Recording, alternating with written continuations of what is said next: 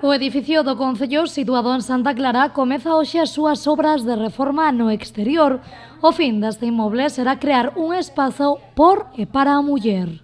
É un proxecto pois moi ilusionante, como dicía, porque nos creemos que Pontevedra debía contar con un equipamento feminista 100% e imos intentar que a Redeira sexa tamén referencia neste punto. O CIM estará situado neste inmoble.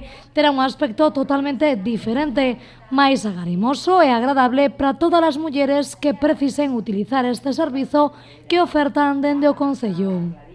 E entón, vendo que se falaba en Invisibles, o que decidimos foi darlle un enfoque totalmente diferente ao CIM e darlle un lugar de acollida, un lugar donde as mulleres, cando cheguen, se sintan a salvo, se sintan como en casa. Cheguen e digan, estou en un lugar donde estou cómoda, non me sinto agredida por o ambiente, por o lugar onde estou, e as persoas que me están a recibir entenden o que me está acontecendo e me van a iluminar o camiño. Un proxecto este, o da Redeira, que terá como fin loitar pola igualdade, que contará con programas e actividades feministas e que foi deseñado por unha arquitecta que entendeu a perfección o que solicitaban dende o Concello.